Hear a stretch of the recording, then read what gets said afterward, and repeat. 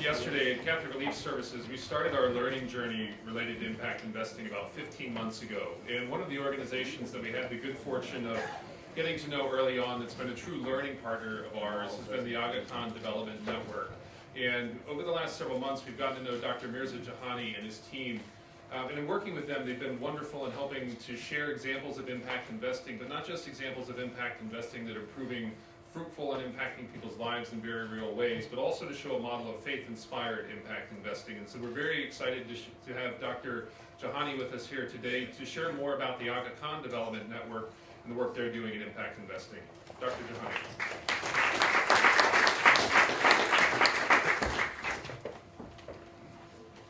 Bismillahirrahmanirrahim.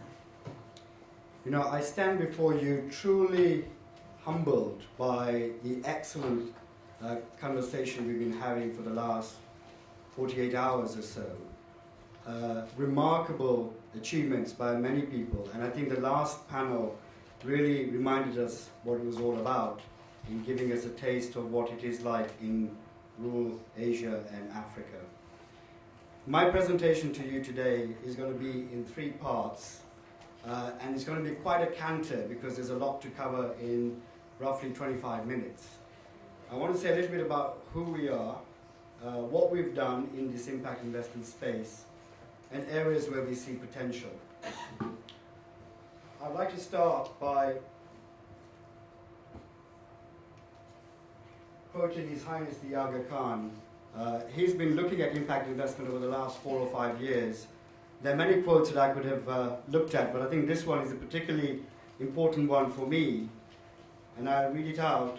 I believe that impact investment is one of the most important concepts that I can recollect in the last 50 years. And the reason is that it harnesses social ethic to economic purpose. And I like this quote particularly because he's twisting around the usual notion that we have around impact investment, where we really look at how economic purpose or economics help social development. But here what he's saying is that there's a lot that we can do in harnessing the social ethic for economic purpose. And I'll come back to that again in a little while when we look at the ethics that underpin our work.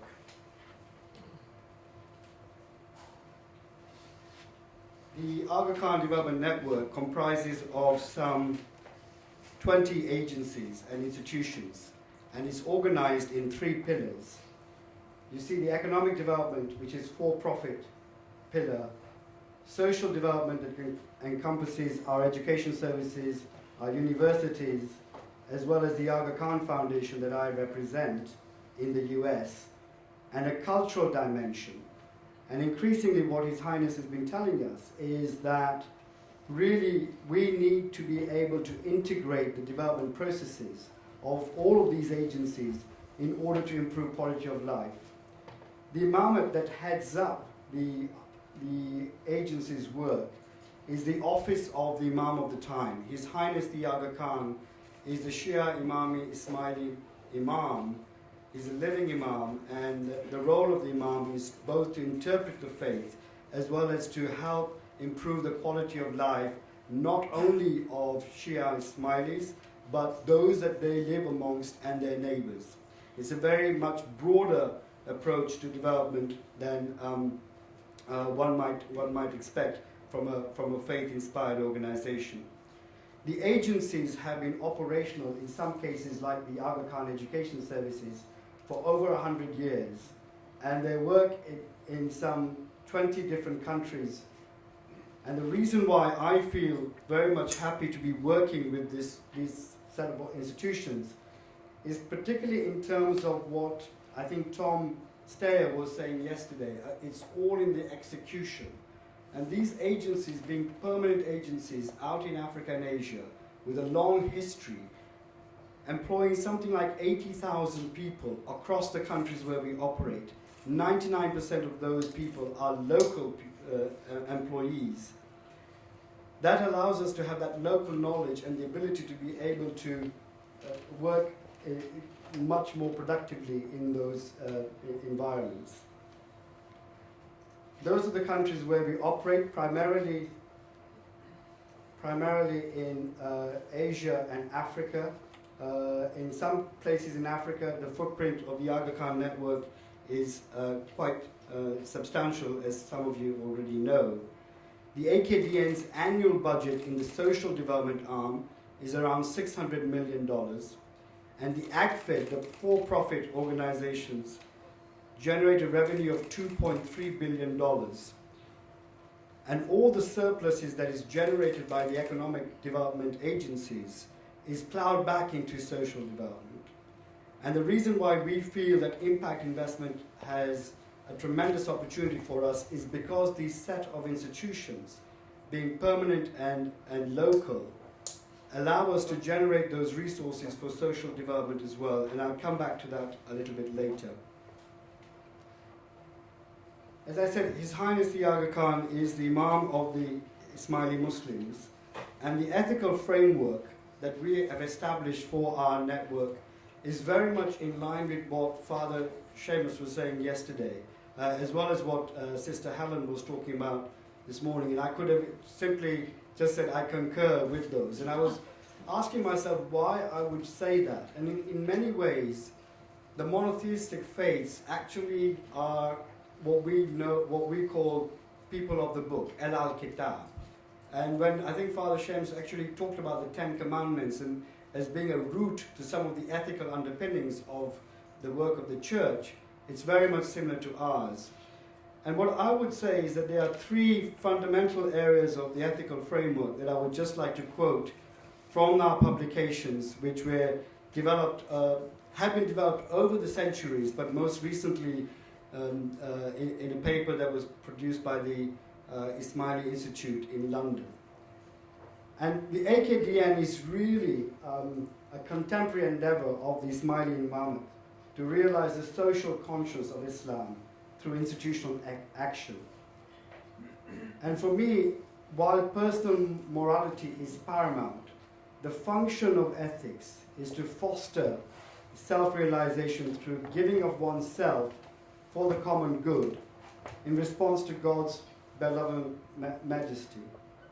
And then through that individual self-realization and the work of the institutions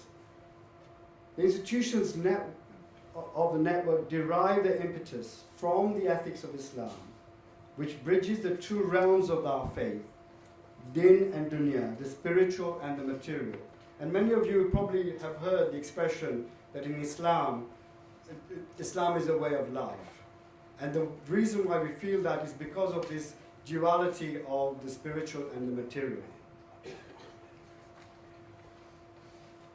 And given the fact that we always see a lot of commonality in the ethics of the various monotheistic faiths, we found it very easy to collaborate with a whole range of faith-based organizations, including most fundamentally in Portugal, with the Catholic University there, with Nazim, who I'm very happy is here with me, can explain more about for those of you who are interested. But let me now move on to the principal area of my talk, which is the investment approach and what we have been trying to do in this impact investment space over the last few years. And increasingly, what I would like to underscore is that it is a bit of an evolution for the Aga Khan network to look at impact investment in a very different way. Investment, for the purposes of this presentation, what we've done is to talk about 4 areas of social endeavor that we see as being very important for development generally.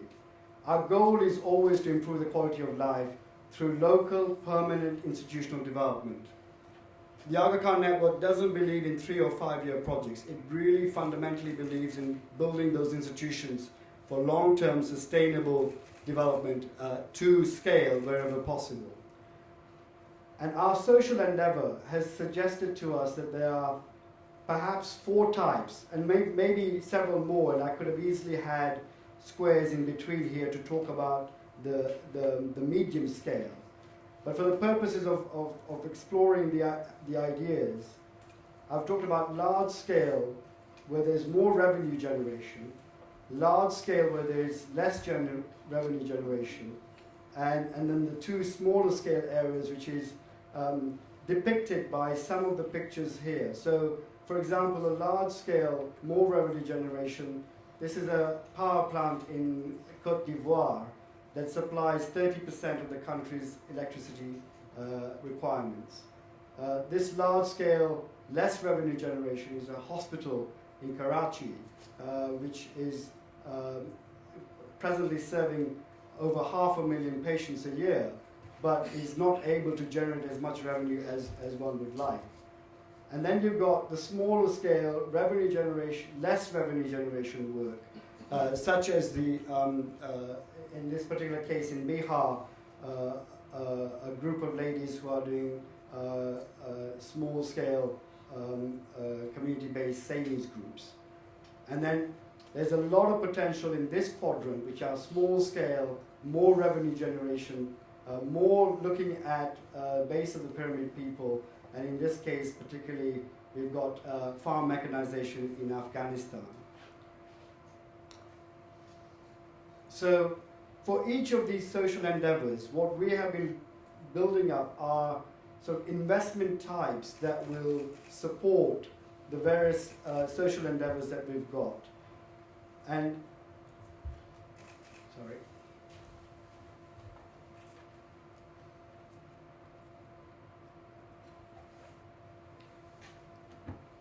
And now what I would like to do next is to go through each of these.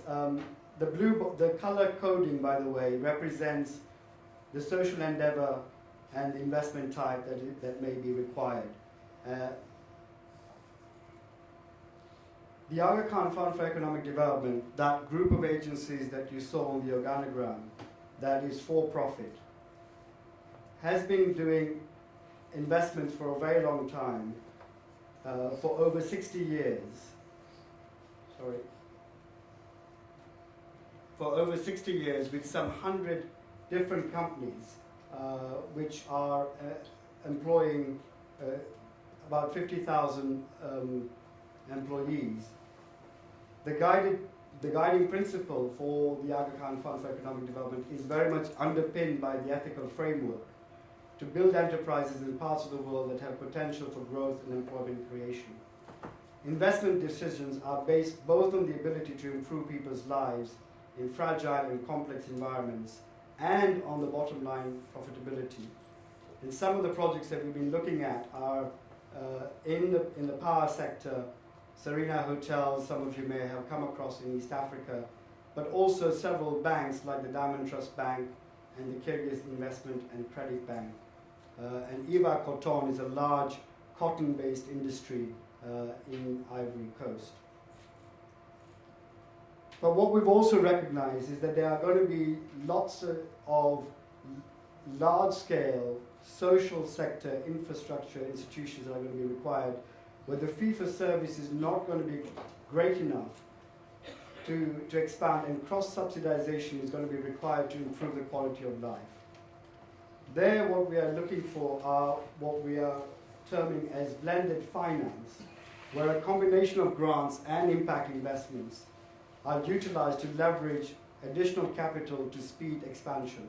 And the one example that I would give here is that of the expansion that we are currently undertaking at the Aga Khan University Hospital, where we've got the Overseas Private Investment Corporation, OPIC, providing $30 million, leveraged by $7.5 million from the Aga Khan Foundation, U.S.A, in order to expand maternal and child healthcare services that will contribute to allowing 80,000 more mothers who would not have access to healthcare previously.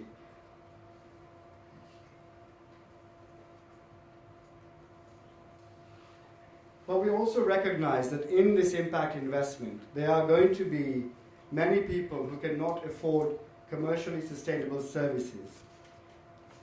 I applaud what Paul was talking about in terms of achieving distribution of water and other products like the pedal pump to many different communities. Where there is an ability for those products to be revenue based, and where there's an ability for those products to be sold in different outlets, it makes a lot of sense. But in terms of addressing the needs of the base of the pyramid and those who are suffering from humanitarian crisis, I take on board completely what Sean was saying earlier in terms of being able to build up resilience. But we do feel that there are going to be situations and communities where impact investment by itself is not going to be sufficient. And there what we are looking at is this notion of asset building, which is where you look for economic drivers that can be established that will generate the revenue to act, if you like, as a parallel revenue generation model that will support social services. And in particular, one of the things that we are finding that has a lot of resonance here is real estate. And I think one of the examples that everybody's been quoting these last couple of days about this hotel being one such example is something that we are constantly looking at now in many of our schools and hospitals, whether you can actually have parallel real estate developments that might be for commercial housing or for forms of shopping centers and the like that might generate the revenues that are required. And so what you have is asset building for helping to support those communities that are not going to be able to pay for services themselves. And finally, in these quadrants, we are very much seized by the fact that in terms of small-scale businesses, small and medium-sized businesses, there's a huge potential for them to generate the revenues that are required. And in fact, what we would like to do is to establish several regional funds that would be permanent and localized. They may need support from external sources to start off with, but we feel that those investment funds, once established, have to increasingly attract local resources and therefore ensure that that there is sustainability that's built into the model, and they're not constantly looking at resources coming from outside. One of the major obstacles for external investment in Africa and Asia is around currency constraints, because the majority of the revenues that are generated in these contexts are very much going to be local currencies that have a tendency of depreciating. And if they're borrowing at even reasonable rates, the levels of that depreciation is going to have a major impact. So we want to try and build a number of local regional funds that can support businesses to $20,000, $30,000 of borrowing, but very much done in a local context. We see a huge potential in this for supporting the various types of businesses that Paul was talking about, that Sean was talking about. It'll be small scale, small loans that require trusted intermediaries to work with external funders, be it the Carpenter Fund or other funds, through at least for the startup funding that's going to be required. We could continue to work in these four quadrants the way that we have been working and doing a bit more in this green quadrant, but I think that the most powerful potential of impact investment is actually in the ability to combine these various quadrants together. That's where I think the larger scale, the huge potential is likely to be available.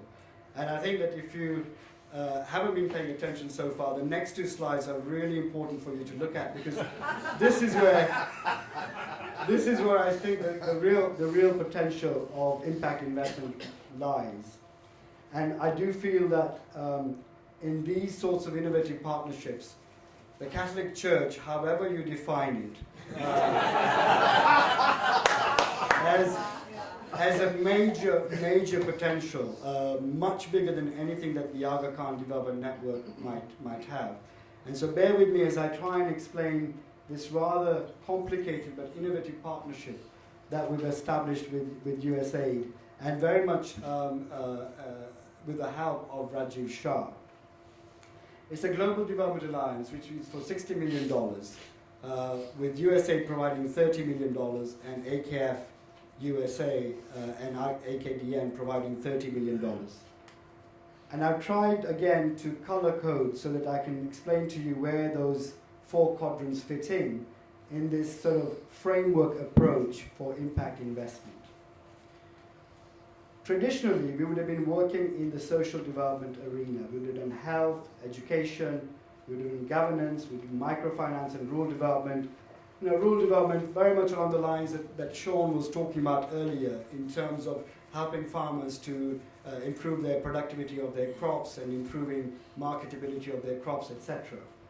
But we had always realized that after a 5-year project ending, there was always a constraint to sustaining those interventions, the health and education, particularly that we would have done in rural areas of Africa and Asia.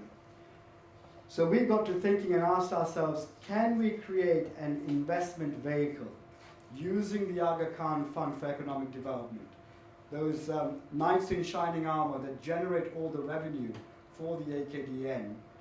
Can we persuade them that not only should they set up an investment vehicle with $30 million that comes from this partnership, is $30 million in each of these strands, can we get them to create an investment vehicle with that $30 million to create economic drivers in the agro industries, in the power sector, in telecommunications? This partnership, by the way, I forgot to say, is for Afghanistan. Can we get them to do those economic drivers? Those economic drivers are supporting of the economy. They create jobs, they create incomes, they create spin-offs in the local economy where they operate. But not only do they do that, a certain percentage of the profit that they make is predetermined to support a trust mechanism. So it's what I normally refer to as second generation corporate social responsibility. So it's not like, you know, you guys have done a lot of money, you made a lot of money, so let's set up a small school down the road. It's to say to them that actually we want to agree with you that 15 to 20% of the profits that you make over and above a certain return, which is a reasonable return, goes into that trust mechanism. As you can imagine, as some of you already know, there's a tension in this knowledge, in this definition of what is reasonable return. But we won't go into that, and I can answer some questions if you have questions for me on that. But the trust mechanism, once it's set up, is to be run and managed by Afghans themselves. It's creating that civil society that can protect and develop their own requirements towards a more sustainable social and economic development.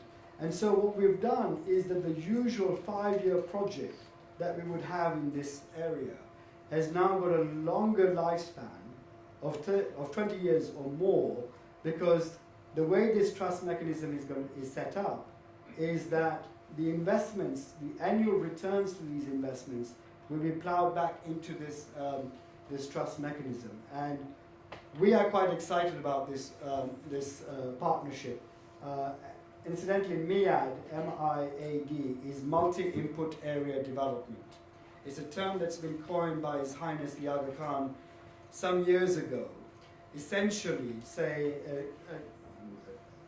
noting that the quality of life is not dependent just on the health or education or jobs. It's actually involves all those multiple inputs being brought together under a framework such as this. There's a lot of excitement in the development community about this model. And we are already at an advanced stage of developing a similar sort of model for Tajikistan and Kenya, again in partnership with U.S.A. And in Tajikistan, the partnership is extended to DFID, the British Development Agency. And I think that it's a model that I personally believe, given the infrastructure that the church has in terms of the implementers, it could have quite a profound implication for you. and perhaps something for you to consider. This is my second last slide, and I think building on from that MEAD framework, we really now feel that the future direction for the Aga Khan Development Network is to establish some sort of a pooled capital fund that allows us to minimize the cost of capital that we would have to attract. Much of the ag-fed industries are supported by the likes of CDC and IFC, but even their cost of financing, we believe, is quite high. And we are now looking at the possibility of creating a pooled vehicle which will give us more flexibility and efficiency to deploy our investments in the sort of areas that we are interested in. And one of the things that is driving us is not only the cost of finance, but the ability to cross-subsidize between the different sectors, as well as the ability to minimize the risk by having what you all know as a portfolio approach. And what we would like to be able to do is some of the projects that we have exclusively for women, or some of the projects that we have at the base of the pyramid, where the returns to the AKDN and partner entities might be of a lower nature, are compensated by entrepreneurs and commercial businesses that have a much higher rate of return. So what you then end up doing is you have a composite return that is that goes back to the pooled vehicle, and I think that Sir Ronald has given us a good explanation about social impact bond. It's something that we are looking at quite thoughtfully, and again may have a parallel with the Catholic Church, because what we do know is that there are large number of Ismailis, if not the larger Muslims, all the diaspora from the countries that we work in, who are going to be very keen to invest and be motivated by the social mission of that social impact bond. So we may be able to find investors here who are not only private equity but an institutional investment, but some grants as well as some debt through a social impact bond. And I think that this is where you get scale, this is where you get sustainability, and this is where you actually get affordability to be able to do the sorts of things that we need to do at the base of the pyramid. And also, I think for as much as we'd like to think that we will be able to be more resilient to natural and man-made disasters, and goodness knows in the Middle East right now there's so many man-made disasters, and no matter what we do with resilience and how much we try, Sean, in trying to get up that curve, and how many people can go to straight out into blended finance, it's still going to be extremely difficult, and we still feel that there's going to be a need for generating revenues that can allow us to work at the base of the pyramid. So I think this is something that we all should look at, and something I think that the church might find particularly rewarding over the next decade or two as you decide how you want to go into impact investment. And finally, just to sort of list out some of the things that we are already doing from AKF USA. A few years ago, His Highness the Aga Khan agreed that in line with legislation in the US, we would establish our own mission-related investment arm. So AKF USA, rather like other US foundations, has now got a fund of money that we are actually investing. This is just a list of the sort of things that we are now making investments in, ranging from a first microfinance bank in Afghanistan to the MEAD that I just spoke about, but also University of Central Asia campus. And there's a beginnings of partnerships with many different types of organizations. And again, I think it's all about looking for ways in which not only do you blend your financing, but are you able to leverage whatever you are able to contribute yourselves. So that's a bit of a counter through what we are doing and who we are. I'm very happy to take questions from any of you, but I don't know whether we have time for questions, Ryan. But thank you very much, and good luck with your own.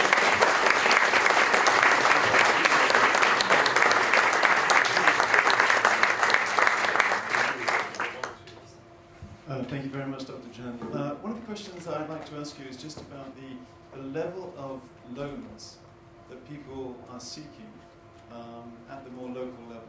And I know that earlier in the week we were talking about a lot of hedge funds or a lot of funds that are talking $10, $100 million. But when it comes down to the actual local uses and requirements for that money, just your thoughts on the levels and the mechanisms to do that. Okay, I mean, I think our institutions and programs make loans of anywhere between $50 and $500 to $5,000. It all depends on the purpose for which the loan is being given. Small community-based savings groups, as you know, probably make loans of even $20 or so. But I think that the real potential is in the small and medium-sized enterprises where loans of $5,000, $7,000 make a tremendous impact on people's businesses. Thanks very much. I'm just curious, could you say a few more words about the genesis of the partnership with U.S.A. in terms of the concept, where it came from, and how it moved forward? Yeah, there were sort of high-level discussions between the then Secretary of State Hillary Clinton and His Highness the Aga Khan in the context of Afghanistan. And the US government was essentially looking for a fresh way, a more sustainable way to approach the development issues in Afghanistan. And that's when His Highness the Aga Khan talked about his long-standing view about a multi-input area development approach that would require, in a certain geographic location, multiple inputs. Secretary Clinton bought that immediately, and so then we started to design this Global Development Alliance, which is a framework of a partnership that U.S.A. has, where private sector and civil society matches the funding that comes from the U.S. government. So that's the sort of genesis, and it's been 1 year in, so it's still very early days, but I think that there's enough enthusiasm to create several partnerships in several different countries. So I just want to say thank you to Mirza before my question, because we went to his office to learn from him, and he sent a team of his staff to our office to give us a seminar on these things. So that was how generous they were. Mirza, do you mind going back to the slide before this, the one with the different investments that you already have? So for each one of those, 1, 2, 3, 4, 5, 6, the last one you said you put in 30 million, USAID put in 30 million, which is the MEAD. The second one, I think you said the hospital, where you put in 7.5 million, and you were able to leverage about another 30 million.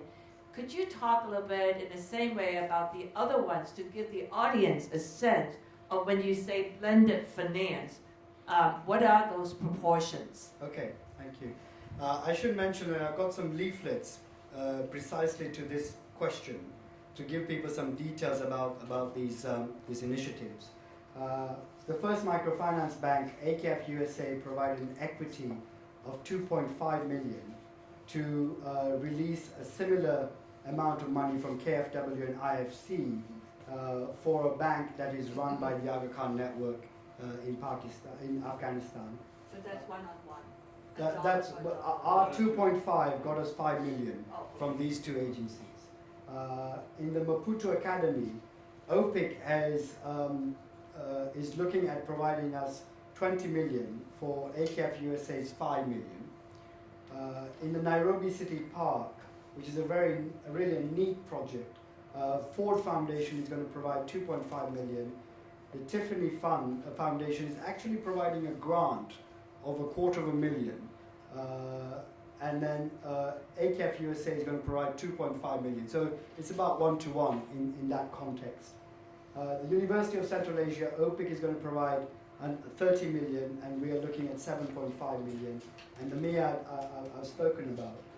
But I think what these are, in my opinion, these are still early days for us. And rather than waiting to fully explore exactly how we would do impact investment, we felt we would do more, we learn more by doing. And so that's why we started off on these investments. Yeah. I'll stop there. Yeah.